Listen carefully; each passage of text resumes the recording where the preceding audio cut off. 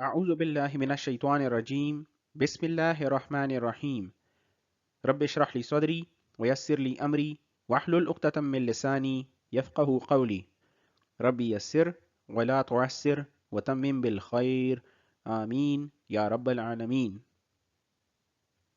In this lecture, we will study three additional types of Mansub Asma. First of all, we will study an ism that is Mansub due to illa. Next, we will study Mansub ism that clarifies ambiguity in a preceding sentence. And finally, we will study Mansub ism as haal. We will start by studying ism that is Mansub due to illa. In Surah number 7, ayah number 11, we see فَسَجَدُوا إِلَّا إِبْلِيسَ. This can be translated as, so they, that is the angels or malaika, all prostrated except Iblis. Another way to say it would be, so they all prostrated but not Iblis. The angels or the malaika all did sajda except Iblis. Let us break down فَسَجَدُوا إِلَّا إِبْلِيسَ further. First of all, we see sajadu. Sajadu can be translated as they prostrated or they did sajda, referring to the angels. Next, we know that sajadu comes from our table of fi'il mazi or fi'il in the past tense, and that is why we are translating it as they prostrated or they did sajda. And sajadu represents the third person plural and masculine cell of fi'il mazi table. This is followed by illa. Illa can be translated as except. And finally, we have iblisa. First of all, we should note that iblisa is an example of a ghair munsarif ism. To recall, we studied that a ghair munsarif ism will not accept tanween and it will not accept zair or kasra. And that is what we see here. There is no tanween, there is no zair. We studied this in our miscellaneous category of ghair munsarif asma. So, Iblisa is definitely not marfu. We are only left with two possibilities. Iblisa is either mansub or it is majroor. Iblisa is not majroor because we know that there are only two reasons for ism to be majroor. One is if the ism is preceded by harf of jar. Iblisa is not preceded by harf of jar. And second is if that Iblisa is a part of a combination of mudaf and mudaf ilayh. That is if Iblisa were mudaf ilayh. So if we conclude that Iblisa is not majroor, then we are only left with the option that Iblisa is mansub. The question is, why is Iblisa mansub? And that is what we will study in this section. But before we study the reason for why Iblisa is being used as mansub in this example, we need to study some terminologies. And these terminologies are as follows. First of all, we need to focus on illa. Illa creates the meaning of except or it creates the meaning of but not. That is, it creates an exception. That is why our translation goes like, so they all prostrated but not Iblis, or so they all prostrated except Iblis. Illa is a harf of istithna.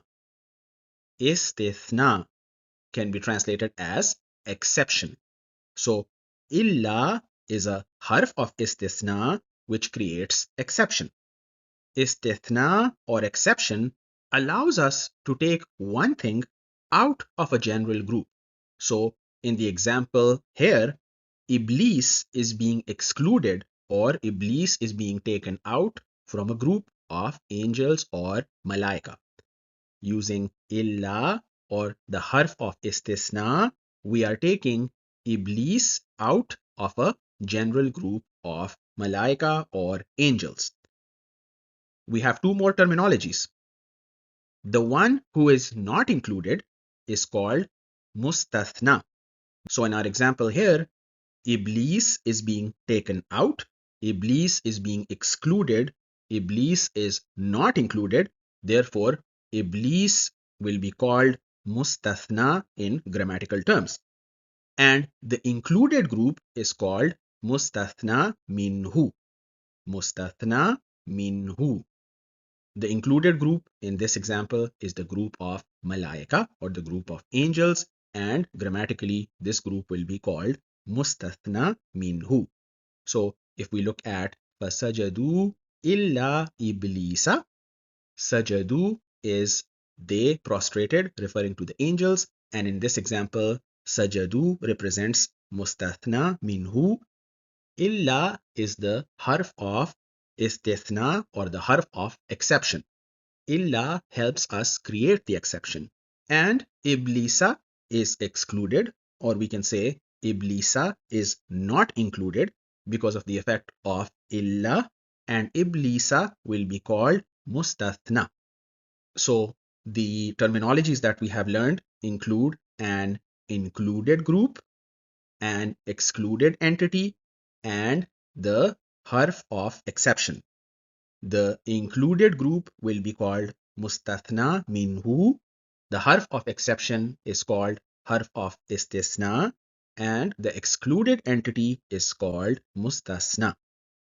Now we will move on to study why iblisa is mansub.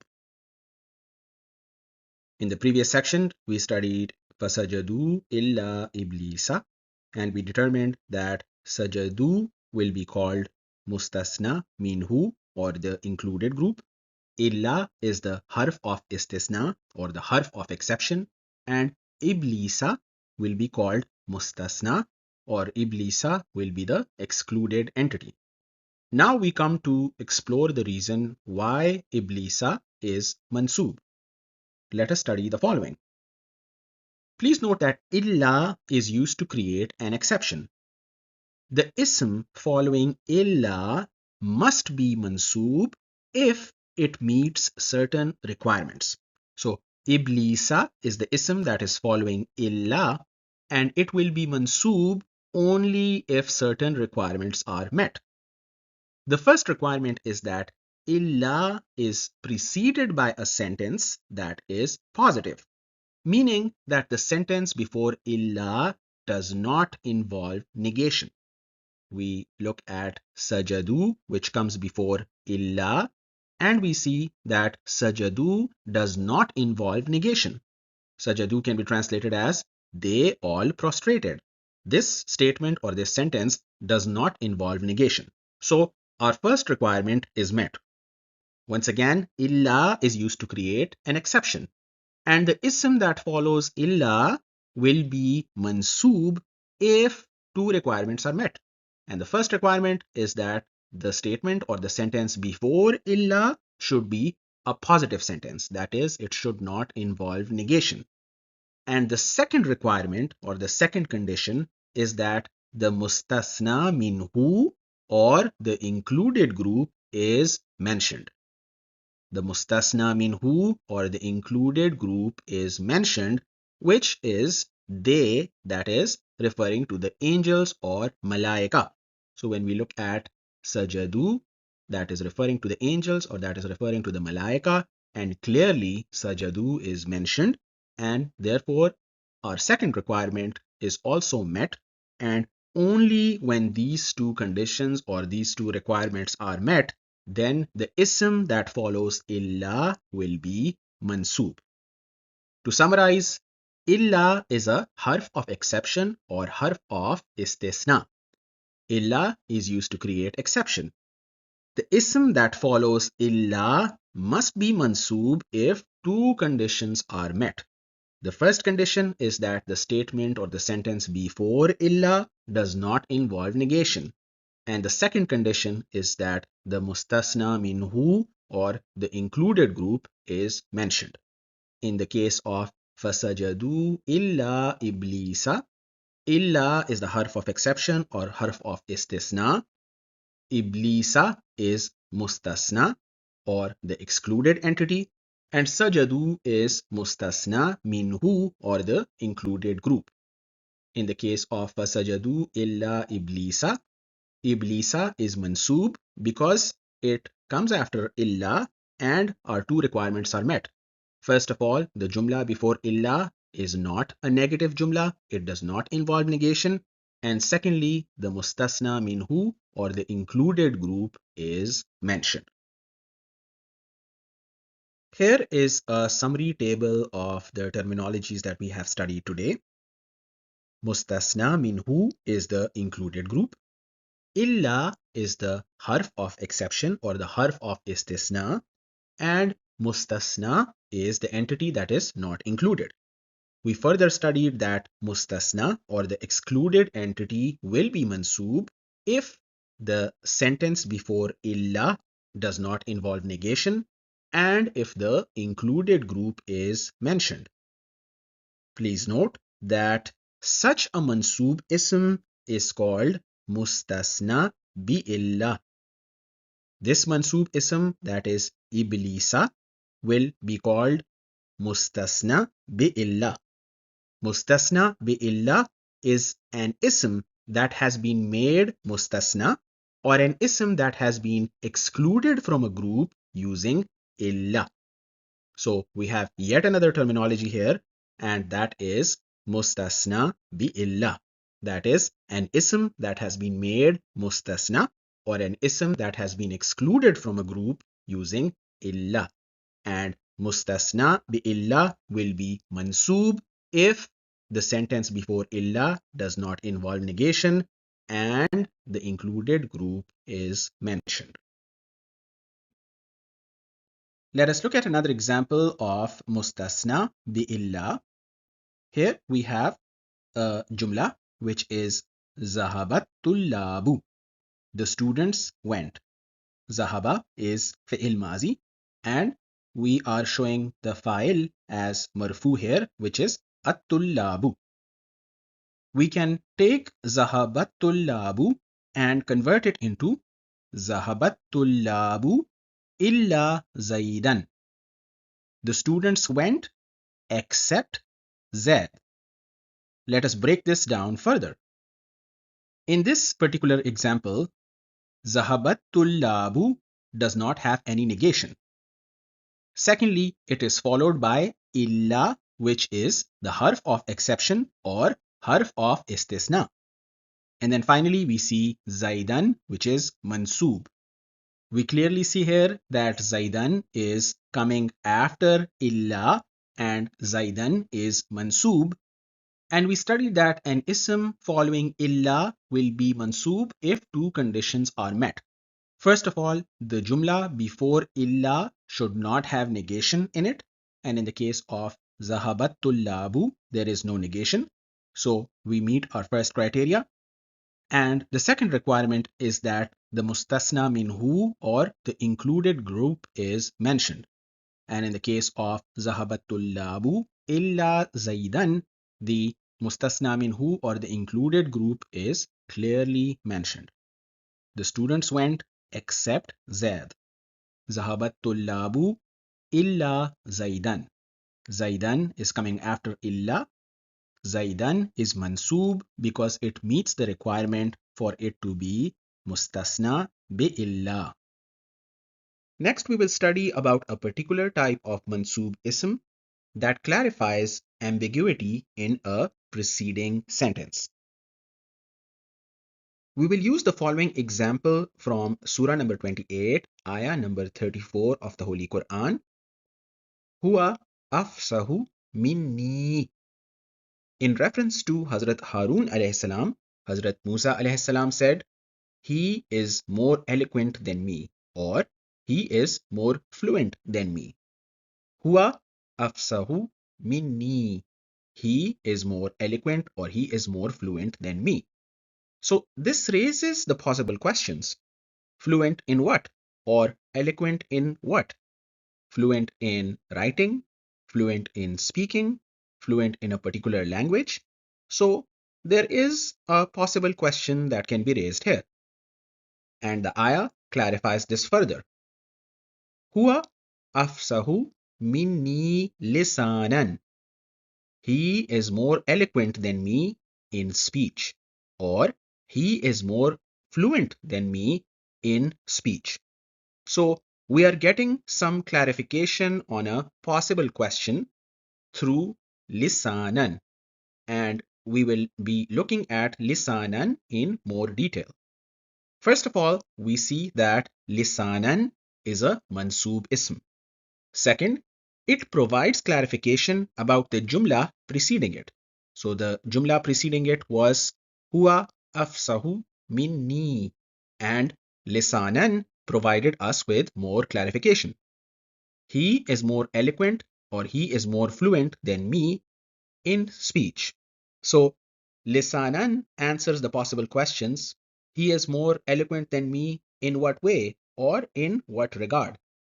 So here we see the use of a mansub ism that is clarifying ambiguity in a preceding sentence.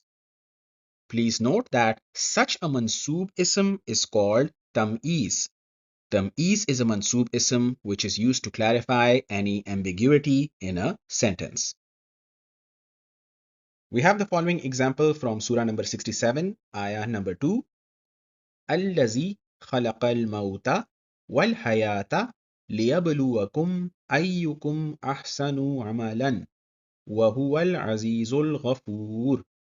If we pay attention to the first part of the ayah, we have الذي خلق الموت والحياة ليبلوكم أيكم أحسن.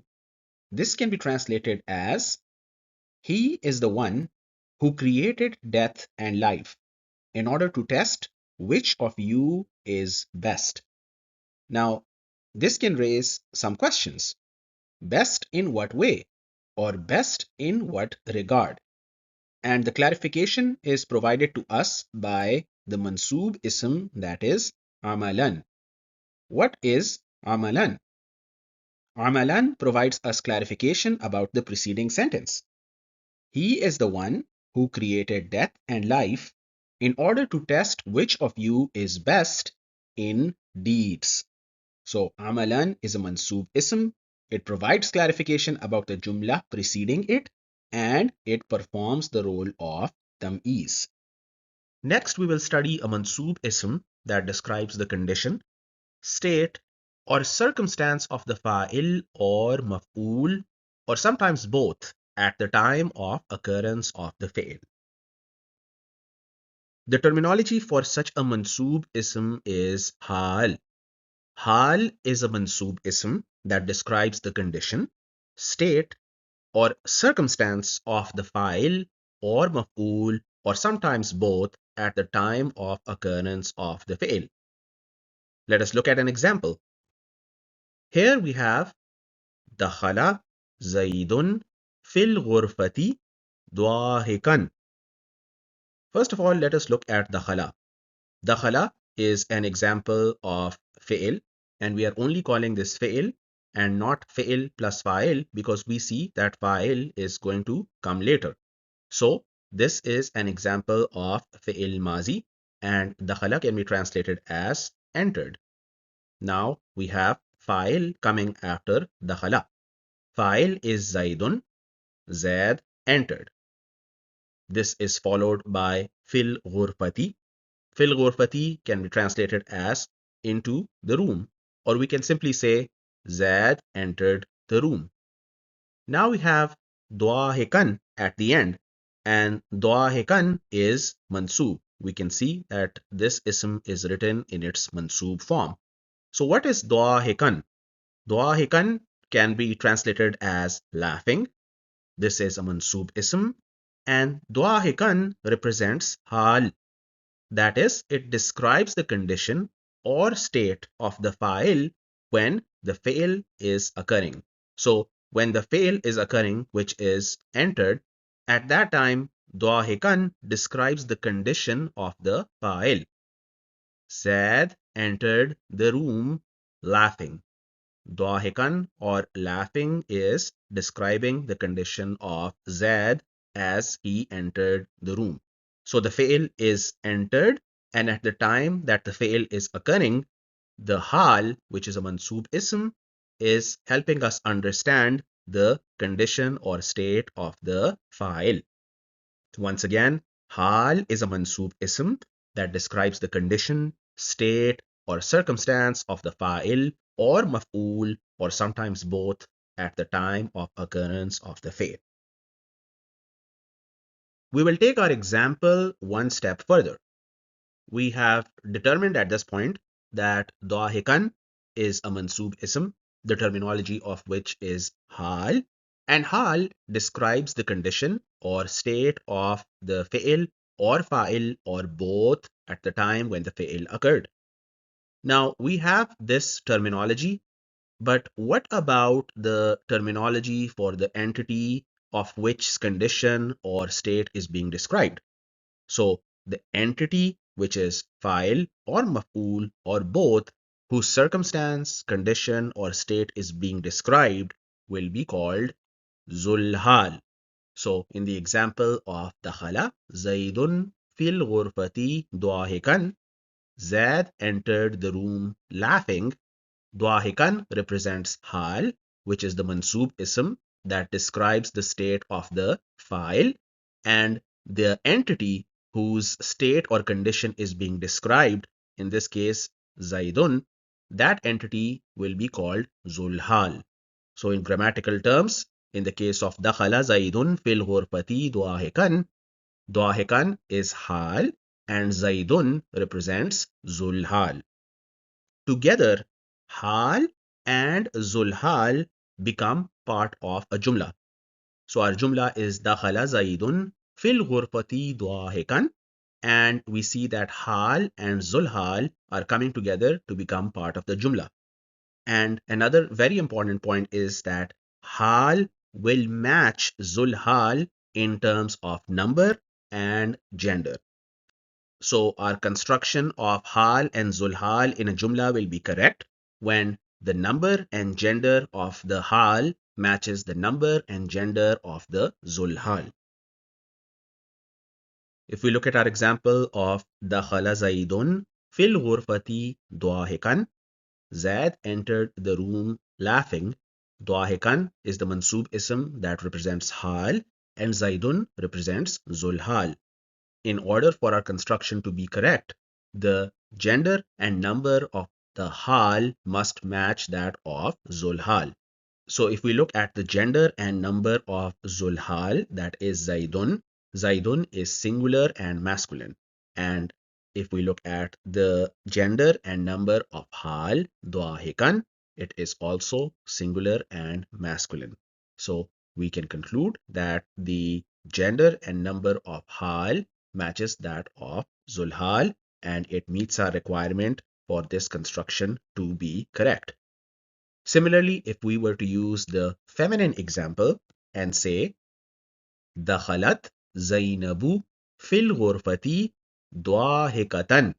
Now we are using the feminine gender and we are using the example of Zainab. Zainab entered the room laughing. In this example, dwahikatan, which is also a mansub ism, represents hal, and hal is describing the condition or state of the fa'il when the fa'il is occurring. Zainabu represents zulhal. Once again, we will compare hal and zulhal in terms of gender and number. The gender and number of Zainabu is feminine and singular, and hal, which is dwahikatan, is also singular and feminine, which helps us conclude that this particular construction, including hal plus zulhal, is correct. In another example, we have dakhala Zaidun wa Hamidun fil ghurfati dwahikaini. Zaid and Hamid entered the room laughing. In this example, now we're using the dual number Zaid and Hamid. Dwahikaini is a mansub ism. Please note, ani and aini ending sounds are used to describe the status of dual asma. Ani ending sound represents marfu form and aini ending sound represents mansub or majroor form.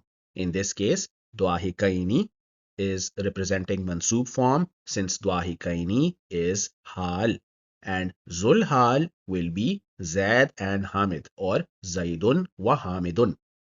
Now let us compare the gender and number of haal and zulhal. Haal is dwahikaini, it is dual and masculine. And zulhal, Zaidun wa Hamidun, represents dual and masculine. So both the hal and zulhal are matching in terms of gender and in terms of number.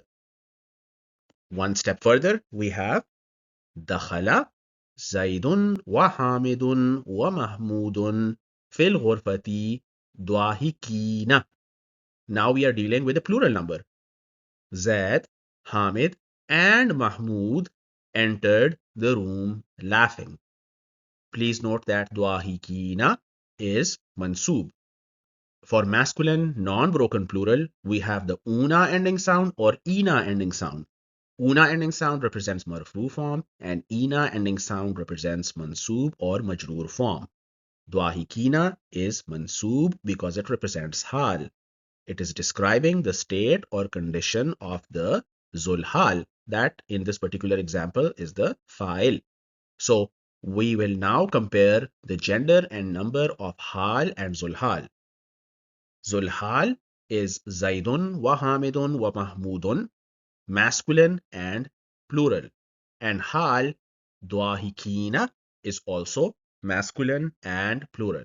So yet again, in this example, our hal matches the zulhal, and we can conclude that we are correctly using hal plus zulhal in this particular jumla.